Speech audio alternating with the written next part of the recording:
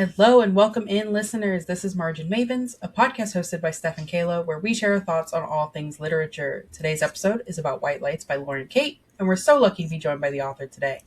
Now make sure to grab a snack and a drink, unless you're driving. They're number 10 and 2, and come hang out with us while we dive in. First and foremost, I want to say how obsessed I was with Fallen growing up.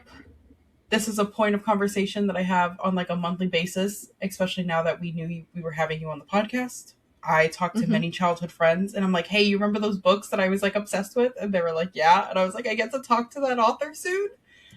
So that's really cool. And I appreciate it a lot. We're actually doing for Kayla, it's a first read, but for me, we're doing a slow reread of Fallen, which is very exciting. So yeah, thank you for being here. Thank you for joining us. I'm so happy to be here. Thank you for having me. And I'm so touched to hear how much Fallen meant to you. So thanks for rereading it again, too. Oh, I love it so much. I am curious. So there's a question that Kayla and I've had, because it's come up in conversation quite a few times on this podcast, is there was a point in time where the idea of like fallen angels and everything was really popular in like teen books. Was what was going on in those years? Because there's like you and like 3 other authors that like all wrote the same like genre around the same time. Yeah, it was such an interesting time. I mean, the paranormal craze of the late aughts, I guess, was just this hilariously exciting thing to fall into accidentally. I remember I started writing Fallen because of a course that I took in grad school about reading the Bible as literature. And I mean, I'm very interested in angels. Really what I'm interested in is like the source of things, like tracing things all the way back to their earliest roots that I can find, and then seeing if I can go deeper and earlier. And so at the time, looking at these like narratives from Genesis was really exciting to me. And I remember getting the specific idea for Fallen one day in this class and then starting to think about writing it. The writing process was kind of quick, but I went out with the idea for it on a proposal. I had like 50 pages and kind of vague idea for like a trilogy, but I really didn't know much about it. But I remember my agent at the time was quite excited. When we went to publishers was the first that I had learned that this was something that like the zeitgeist was also interested in. Because my publisher, the publisher that I ended up going with, was like, we want this book if she can write it in the next 6 weeks, because we heard this other publisher has an angel trilogy and this other publisher has an angel thing, and we want to be the first ones. And I was like, this is news to me. But I was like, I can try to write it in 6 weeks. And from there, it bloomed into, not a trilogy, but actually like 6 books. Yeah, a lot of books. Yeah. Yeah. And it wasn't something that I knew I was touching on like a cultural nerve. But the timing was really interesting. And a lot of things just sort of fell together. Yeah, it was, what a time to be a preteen, really, and interested in books. It was such a cool time, because I was like, wow, this really niche genre now has like, I have my fair pickings. Yeah, absolutely. And what is so cool and exciting now is that generation of readers who were 11, 12, 13, which I know, having been a reader at 11, 12, and 13, like the books that get inside you at that age, they live there forever, right? Yeah.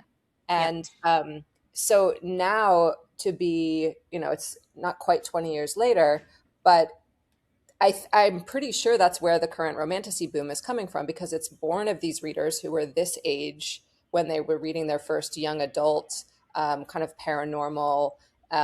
Everything was a romance, but it was all in these different paranormal or fantastical guises. Give that some time to like grow up.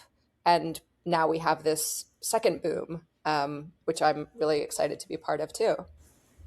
Yeah, I immediately upon seeing the video, I think it was on TikTok, was like, oh, my life is restarting. We're good now. Everything is good. There's no problems.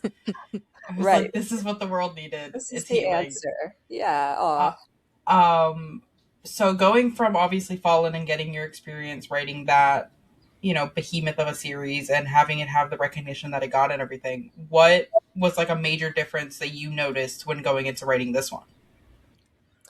Um, yeah, I mean, it's interesting just how the world has grown up. The readership has grown up, and the focus of the stories certainly has grown up. I think people love to talk about spice, and that's a big part of it, obviously. But I think something else that's different, that's new, is like real adult concerns in the world of romantasy books now. Um, I mean, I tend to write paranormal as opposed to high fantasy. Not to say I won't write high fantasy. I'm thinking about it now, actually. But my books always start like in a real world, an ordinary world. It's a world that like cloaks its magic, sort of, up until the moment when it doesn't. Mm-hmm. I think I write this kind of thing because I always wanted, I know that I live in the real world, I think, but I always wanted magic to drop into my life. I still want it to like manifest itself. Mm-hmm. Angels, vampires, werewolves, whatever. I want them here. Yes. And I like that paranormal fiction features characters with problems and concerns like real readers' problems. So, when I was writing young adult and writing about 17-year-old characters, um, the questions and concerns of those books are like, what will become of me? What does the rest of my life hold? And the way the future can be so hazy drives a lot of yearning, angst, um, and just sort of like plot propulsion, right? So if the protagonist is aged up, if the protagonist is older, her concerns are different, and I think they're more outward looking. Like, how can I show up in this world? What can I give back? What is the legacy that I want to leave behind me? How should people treat each other? So the questions are still like existential, but they're looking out instead of looking in at Mm-hmm. like at an older age. So I think that's really cool and a great challenge to write towards. Yeah, I mean, it's so obvious going from when I was rereading Fallen and she was reading it for the first time, seeing some of the interests and the concerns. And I was like, man, like to be a teenager where even though you're in like this whole scary, like new school and like you hate it there, whatever, like it's so true for a young girl where like the first priority that she ends up really having is like, who is this mysterious boy and why is he looking at me funny? I Um, think, yeah, I love that you brought that up. I have right now, my daughter is 13 and she is immensely um, talented. Like, she's a great violin player. She's a really good actor. She's an excellent student. When she gets in the car after school, I hope she never hears this, she'll kill me. But all she wants to talk about is boys. And I'm like, yeah. well, what about the science test? What about, your concert tomorrow? Um, and, we will talk about that too, but we have to address the issue of boys and who said what and who changed their mind about this. And it is a rich vein of conversation, right? And I think you're asking that what you just said like really framed it in my mind so helpfully, because I think it's a way of understanding the rest of the world. It's a way of understanding all the problems that you might have. This school sucks, and I don't understand what's going on with why did my parents lock me up here, and why does everyone think I did something that I really didn't do?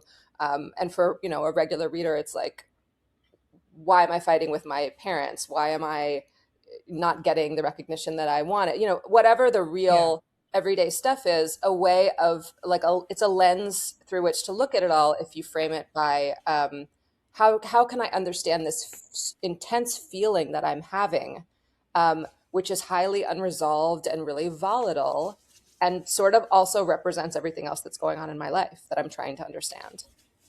Yeah, and I will say, not trying to focus too much on Fallen because obviously that's not the topic of today.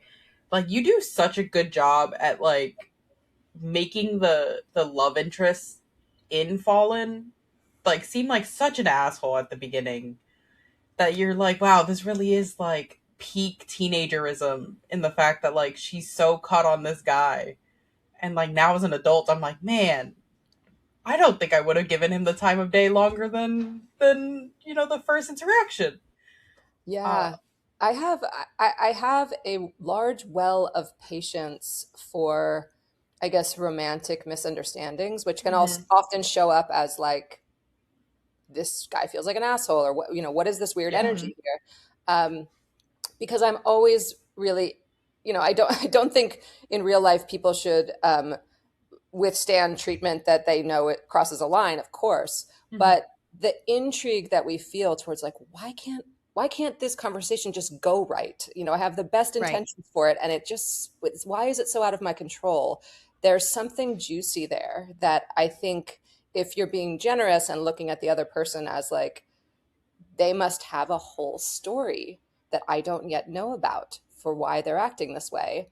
Let me see if I can find it out. How can I be patient and willing and curious enough to meet them where they're at and try to unlock this thing because I'm certain there's chemistry here. Um, that sort of really always thrills me to this day. yeah, you're really speaking to the nosy girls out there, and I'm sure they feel heard and listened to right now. Yes, yes, we do. Can confirm. So, from conception to it being in the hands of your audience, whether that's digital or physical or anything, what does that process look like for you? Oh my gosh, torture. Yeah. And pleasure, right? It's conception is quite hard for me. Like I get ideas in pieces and over a long period of time. So I'll get a portion of an idea, but I don't know what to do with it, and I've got to wait, months for like it's like okay, but here's maybe a problem in the world, but who's going to tell it? Kind of, and I have to wait. I can't force the second piece to come. It just has to come. Hmm. So there's Hmm. a lag time in my kind of creating the seed of a story. Um, First drafts I write very quickly because I know I'm bad at them and I'm trying to get through them. And I have learned that my process is a great deal of illumination comes at the very end of a first draft. When I work with other writers, when I teach writing classes, I always urge people to get to the end before worrying too much about the problems of the middle or why I don't know what this scene is supposed to mean. I don't know how the character feels here. I know that this part has to happen, but like when I write it, it feels dead, right? I Hmm. think that in the second draft, a lot of those scenes for me and for many writers, that's when things come alive. That's when they turn into the scene they always wanted to be when they grew up. Because you have a sense of the whole, you have a sense of the story's purpose and what it's trying to do. Um, I'll basically rush through a first draft in something between, I mean, I've done it in 6 weeks with Fallen, Hmm. um, Hmm. maybe maximum like 4 or 5 months. And then I like to really luxuriate in that second draft. I'm working on a second draft right now. I'm almost done with it.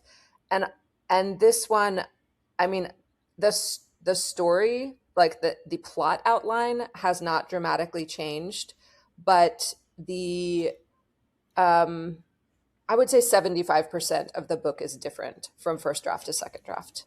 Is that like something that you find a lot happening where the second draft turns out far different from the first, or is this like a special scenario?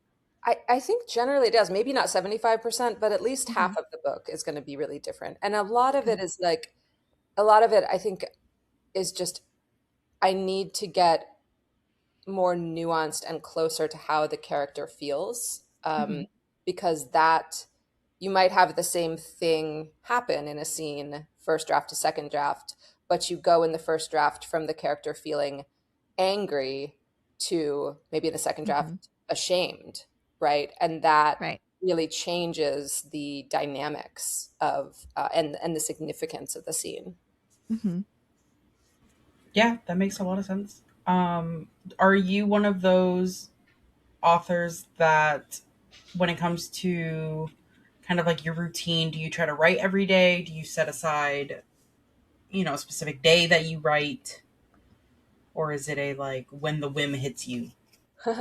I definitely used to be a when the wind hit me, and I wouldn't mind still being that. Um, But working with deadlines, I did have to learn, and I think this is a really healthy thing for everyone to learn, is that we don't need to be subject to the muse. Mm-hmm. We don't have to wait for it to like land on our shoulder and tell us today's the day, everything's going to go great. Um, we can generate it. Mm-hmm. And it's not going to happen every day that I churn out pages that I'm pleased with, especially in the first draft. Later, in the second draft, yes, every day I can get pages that I'm pleased with. But in the first draft, I do write every day. I write kind of like business hours, like when Mm-hmm. my family leaves the house in the morning and it's quiet, I get started. I don't stop really until I have to go pick somebody up or do something, that's outside, like in the real world, and Mm-hmm. forces me to leave the story world. So yeah, I mean, I'm pretty um, dialed in 5 days a week for like 5 to 6 hours when I'm drafting. Gotcha. Yeah, we find a lot of authors, some are obviously more strict with themselves than the others. But we do find that they try to set some sort of routine, which makes a lot of sense because now, as I'm taking creative writing classes, not having a routine has really bit me in the ass more times than I can Yeah. count because I do try to wait for that muse. Hmm.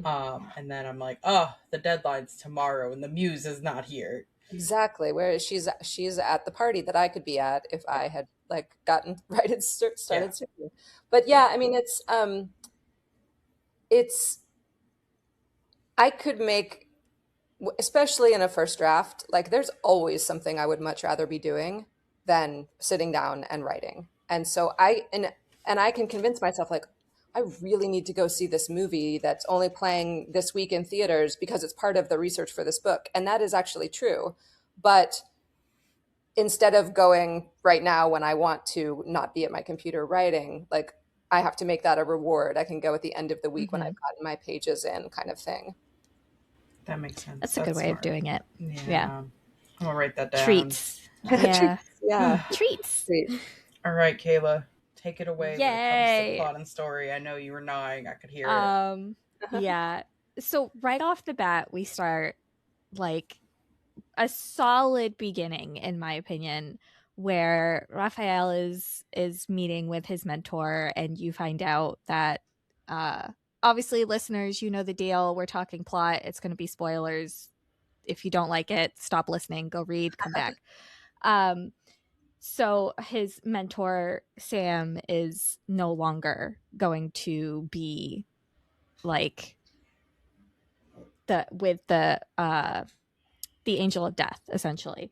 And it kicks off basically the rest of the book. Was when you sat down to work on White Light specifically, did you know that's how you were going to start it, or was this one of the changes that came about like in a second draft? Yeah, it definitely came in the second draft. I Mm. didn't think I wanted to reveal that information as, clearly or right off the bat Mm-hmm. when I first started writing, because it really, the once you meet the protagonist in the first chapter, so the Rafe and Sam in this conversation you're referring to Mm-hmm. happens in a prologue. The rest Right. of the book is from the point of view close third of the protagonist, Desdemona. And when we meet Yes. her, she's a real woman living in the real world, trying to just accomplish her goals and get through her life, and is swept into something she doesn't understand. And it Right. takes her a long time to kind of piece together the little mysteries that are unfolding and get to the truth of where she's found herself and what kind of trouble the world is in. Um, so bringing in this glimpse of kind of an overarching picture that Mm-hmm. the world has lost its angel of death and our hero doesn't yet know about it. Having that like dramatic irony for the reader to understand and be waiting for um, Right. was something that I had to kind of like reverse engineer after I had written the full draft, because I realized that you know I'm sure there are readers who will come to this book not knowing anything about it or my previous books, but I think a lot of people will be coming hoping to get a dose of angels, right? And so I wanted to Right. frame the story, but I wasn't sure again how to do that. I think I had a different prologue for a while, and now I'm thinking about it, it's really funny, where Rafe was much more interested in choosing to be with Desdemona, to meet Desdemona. In the version that's in the book, he's quite reluctant about it, Yeah. and that drives a lot of what becomes their dynamic. But Yes. yeah, it wasn't like that in the first draft. I'm really happy that I changed it. It's a very interesting prologue, and it really leads into the first few chapters where you just sort of hit the ground running. I spent most of the time wondering when Desdemona was going to get a break. Mm, So she finds herself in this uh, really fancy, what is sold to her as a really fancy film school, named Archeron? Acheron, yeah, Archeron?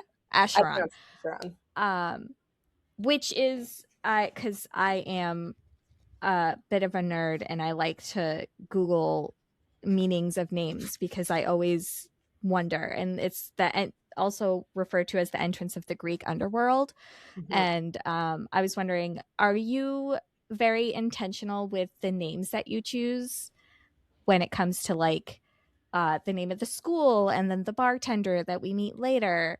I noticed her name, she was also somewhat related to the underworld in Sumerian mythology. So I was just kind of curious what that looks like. Yeah, yeah, I'm so happy that you dug into that. Yeah, I definitely am. Starting with Fallen, I was thinking about like names as an arc, right? Like Hmm. names as a kind of goal or mission for the character, whether they know it or not. So Lucinda's name is means light, right? And she's a Right. character who starts off in a place that's very dark, and over the course of the series, she moves into the light. So I was thinking about Desdemona's character, and Desdemona is a name that a lot of sources pin it as quite a negative or doomed name. Hmm. It Hmm. actually has a lot of connections to the idea of death. And so thinking about that as an arc for a character, like how can I make that Hmm. good thing for her, was really interesting to me. Um, this story is a love triangle. So there's a character named Asher who we meet only briefly, kind of in Hmm. real life in this book. But his name means the opposite. He's happy, blessed, fortunate. Um, and yeah, Asheron certainly, like, I wanted to pull in a sense of this place is a portal to Right. a world that most are afraid to go to. Right. But if you are interested and curious, there's a lot here for you. Um, and yeah, Ari is the bartender, and Hmm. her name is Ereshkigal, which is Yes. the Sumerian queen of the underworld. Yeah, like I said, I'm really interested in looking way back into the origins, certainly the origins of the Judeo-Christian religion, and then like what birthed that religion, the religions that existed before it. And so the ancient Sumerian priestesses are super fascinating to me, and the goddesses that they worshipped, really, really interesting.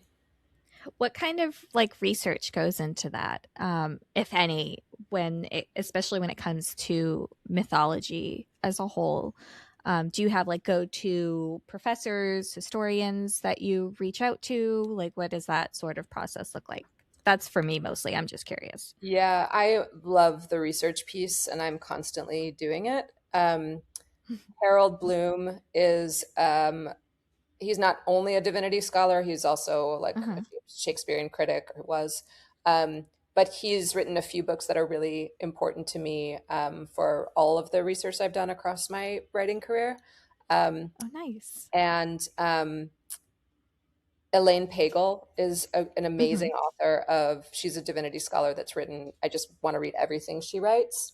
Right now, I'm reading this amazing book.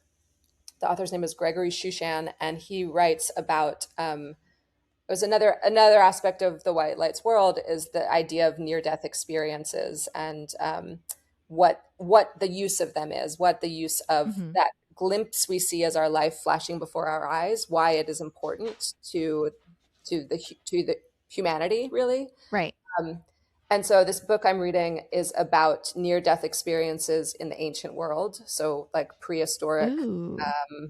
evidence for near-death experiences that like very ancient people had. And this his thesis is that probably people who had near-death experiences thousands of years ago and came back and told about it in their communities and said, this is what I saw, and this is where I went, and this is who I encountered. It might be the foundation for like all religion, is this Oh. add into the afterlife. Oh, that is fascinating. So cool. I love that. Um, so we have essentially when Desdemona starts getting into the school, there's scribes and visionaries, and scribes are writing essentially the scripts that the visionaries are going to um, use to sort of put together this film. And then you later discover that the visionaries use this really cool, like almost kind of reminds me of like in Disney World where you have like this little vehicle that moves and you've got the screen and everything sort of moves with you, and it kind of gave me like the screen wrapping around sort of is like what was the inspiration for that specifically, like just the way that the visionaries use their eye like to get into and make the film. Yeah, what a cool question. The technology definitely changed over the course of Right. the drafts that I wrote. Like I didn't at first I thought maybe it's just almost like a VR device where they can Mm-hmm. see scenes from people's lives. Mm-hmm. The main idea, the concept that like some people are thinking in words and some people are thinking in images, actually came from conversations that I had with my family and then later my friends. I realized one day, just talking to my kids and my husband, one of them said, I think my husband said, like the voice in my head was saying, telling me da da da da da. And my daughter was kind of agreeing, oh, yeah, the voice in my head was saying da da da da da. And my son and I were like, we don't have voices in our heads. What are you talking about? And they were like, you're lying because there's no way you don't have voices in your head. And I researched it a little bit and I learned that there are two main ways that people think. Some people have a kind of constant narrator that their Mm-hmm. thoughts are a voice, which I'm not that kind of person. So I can't even really explain it. I do not understand what that would be like.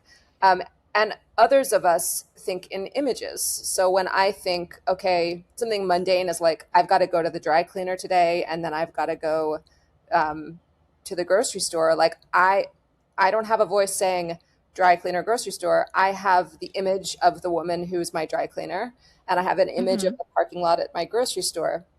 And so anyway, I did a bit of research into like kind of the, um, I don't know, the neuro- neurological theory behind this and Right. realized like this is a really clear breakdown. And here are the kind of signs that you can, um, questions you can ask yourself to figure out how you see the world. And I Mm-hmm. thought that would be a really interesting thing to bring into a story mostly because I find that whatever side you come down on, it's really hard to understand how somebody could be different, like how somebody's Right. mind could work like the complete opposite way of yours. So I thought, what if I put them into these two camps where they are given completely different responsibilities based on the way that their natural predilection is for observing the world, and then obviously giving Desdemona the gift of being a visionary, someone who sees and thinks in images, um, lets her be responsible for making choosing the scenes, the visual scenes that people will see when their life flashes before their eyes as they die. Right. And we discover throughout the novel that she's actually very good at it. And it doesn't take her much, or it doesn't take us very long to find out that she's very good at it, because in her first interaction, Ruraf is sort of like showing her the ropes, she ends up pulling up her brother, and he's taken aback almost, like, how did you do that? And she's just like, I just thought it, and there he was. And you kind of get the feeling that she is indeed, which is sort of mentioned in the prologue, that she's kind of a big deal, like she's going to be important somewhere down the road. And you start getting these little bits and pieces as we go. And then as she's working on these films, she starts thinking more about Asher, and she decides that she's going to start, like, digging into him and pulling things up. And it really, like, somebody who gets mentioned briefly in the beginning, Asher plays a really big role in Desdemona's um like growth throughout the book, even though he doesn't really make an appearance until the end. Was that sort of like, is does that lead more into what's coming in the future books? Because Yeah. it's a really interesting, like, path that Desdemona takes as she's going through, because you have Raph, who's like very sexy and very, like, hot, and they have this very heated sort of interaction almost every time they're together. But then there's always Asher sort of lingering almost like a ghost, like, as Desdemona's going through. And is it more like, as the series continues, we get more into what that means, what Asher means to Desdemona outside of, like, the declaration towards the end, between the two of them? Yeah, yeah, absolutely. Like in the first book, Asher represents this idea of the one that got away. This Right. felt like it was going to be something, and then my life spun in a direction suddenly that I wasn't prepared for it, and I had to kind of just go and like Right. triage later. But she has left her life with this Hmm. unfinished thread, and it's Asher, and she can't stop thinking about him. And she's aware that it's ridiculous that they met one time for one day, and Hmm. why does he still feel so significant to her? Um, but again, as we were talking about at the beginning, if it's representative of the life that she left behind and the life that Right. she lost, he is the thread that she keeps wanting to tug. And so, yeah, when she realizes that she can, through her inexplicable gifts, which become explained later, she can kind of break the technology at Acheron and hack into places Yes. she's not supposed to go. Obviously, the first place she goes is to this man who felt like her destiny, Right. that she never really got to complete. And it leads her, in the end, it will lead her sort of away from what the direction she thought she was going in, because she's got to follow this open question.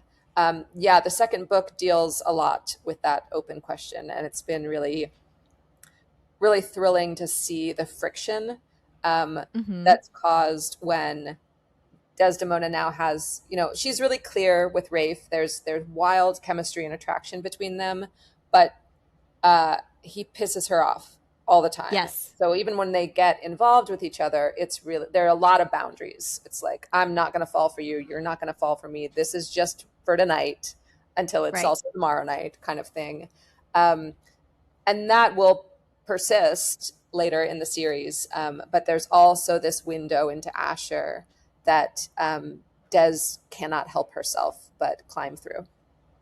I loved every bit of Desdemona's, like, character arc, from and I think part of that is because she, in the beginning especially, is so eldest daughter coded, and she's got, like, this relationship with her brother where, she's constantly trying to she's picking up after him, she's trying to keep an eye out on him, and that, leads to uh an interesting sort of event where he comes to her, like, everything is kicked off by this one event between Des and her brother, where she sees an attacker, but we later find out is not actually an attacker. And kind of are reading about this and you're like, oh man, like that really sucks. And then as you get to the end and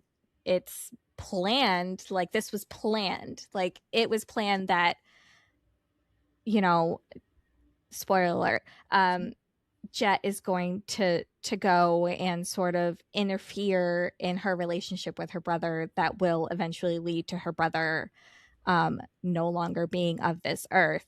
And it just like poor Desdemona. And you talk about how, I'm sorry, I babble as I'm a verbal processor, so I babble and then get to the point, but like it's just, you have Asher as this thread that keeps her in, but you also had, like, at least in the beginning, her brother, and then you see this stark difference, like once her brother is gone, she really does start to lean more into Asher being the one thread like left in her life, because her mother doesn't really care so much about, like, it's just it's the eldest daughter in me that really felt for Desdemona, and I wondered if that was like, if you're an eldest daughter, like, is that something that like you sort of like weaved a little bit of yourself into Des, um or like where that sort of taking care of her little brother, like, is that a related thing for you? Like, is that something Yeah. relatable? Yeah. First of all, I love the context that you just gave that. It really helped me understand it. I hadn't thought about her brother Moses, like the place that he holds in the story, when Right. that place becomes a void, that is when Asher, this pursuit of Asher comes in. It Mm-hmm. replaces the space that her brother had held. I hadn't really realized that, but that is lovely. Um, I'm a youngest child. I have an older sibling. I have an older brother, and it's Mm-hmm. not a dynamic that is like built into me, but it's one that I witness in my family. So Yes. I have a daughter who is a not even, I mean, not even a year and a half older than her Mm-hmm. brother. So they're really close in age, and they do similar activities and they have similar friends, and it's a lot of overlap, right? Right. But the way that she asserts her eldest daughter status fascinates me, and Yes. I can see it stretching into the future in a really interesting way. Um, and Des, I mean, a thing about Des's character is that she has the best intentions, and yet so far in her life, when she tries to help people, she often ends up doing a great deal of damage. Damage. Yep. Um, Mm-hmm. and that's not a, I don't think, an elder sister phenomenon, I hope. But for the story, her the way she wants to and believes that she has maybe the right solution for a lot of Right. problems, Mm-hmm. it has to backfire for her just so that the plot can, have an Right. engine, I guess. But yeah, I mean, I do like starting with her true and best intentions for the people that she cares about. That drives a lot of her identity. I just had a thought when 'cause Desdemona's brother's name is Moses.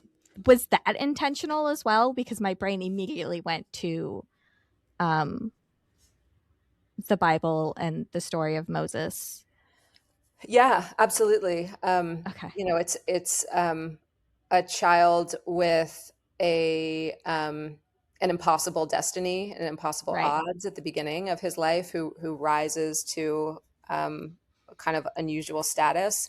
I'm still I'm still wondering what might be possible for Moses down the line. Since this is a world that deals with the veil between life and death. I'm still thinking about it. Okay. Okay. All right. Noting that down for the future. Mhm. Um, Last question for me, because it's like my last burning question. Rafe is such an interesting character, and at the beginning he felt more morally gray than anything, but as the book continued, that gray became more and more, in my opinion, like black. Hmm. Is he more of a is he more of a morally gray character, or is he really just what he seems at the end, where he's just on, it seems according to Yale that he's more on a path of vengeance and getting what he wants more than anything else. Yeah, I have been surprised by Rafe's arc, and I'm really loving the role that he's playing in the second book. I have to say, like, for example, when I was writing Fallen, I had a dynamic where there's a character that Lucinda is destined for, right? And Right. then there's another guy who is extremely tempting, but is never really in the ring. He's never really in contention, in a contender for her in this. It's really clear to her, it's clear to the audience that as much as I might happen to love the Cam character in the Fallen series, Yes. she's not going to go for him, right? Right. In this series, one of the fun things about having it be adult and it's allowed to be more nuanced, much more morally gray and complicated. I'm keeping myself guessing with who and what Des is destined for. Right. And so whatever I thought about Rafe at the beginning of the series, at the end of the first book, at the beginning of the second book, at the end of the second draft of the second book, it's constantly in flux. So I won't say where he's going to end up, but there is a lot of room. I think there's always room for redemption. And betrayal. Cool. So have tissues ready is what I'm picking up. Yes. That was my last real question. I know we didn't get super duper into plot, but I there are some things that I like to keep hidden from the listeners because I think they should go read the book because it was really, really interesting. And I'm looking forward to the second book. That usually means that Kayla wants the listeners to be sad with her. Yes, I do. Yes, correct. What's next? I mean, outside of the next book in the series. Yeah, so I am focused on completing this series right now, and researching a little bit for the books that will come after it. I think I know what they are, and I think my readers will have quite a giggle when they find out what my next sort of subject matter is. It's going to be fun. That's all I'll say for now. Deal. Fantastic. I like it. Love it here. Yeah, so this is normally the time where you promote any social media you have, if there's ways that readers can interact with you, any events that they might be able to catch you at in the near future. This should theoretically be coming out sometime in June. Other than that, I mean, that was all she wrote. This was great. I have fantastic. Yeah, I have no quips. I'm quipless. Okay, yeah. So you can find me easily on social media. My handle is usually Lauren Kate Books on Instagram and TikTok and Threads. I think it's Lauren Kate Author on Facebook. LaurenKateBooks.net is my website. And I will be on tour for White Lights in June. So if you're listening to this before or around June 9th, I will be in Huntington Beach. I'll be in St. Louis. I will be in Brooklyn. I'll be in Chicago. I'll be in Austin.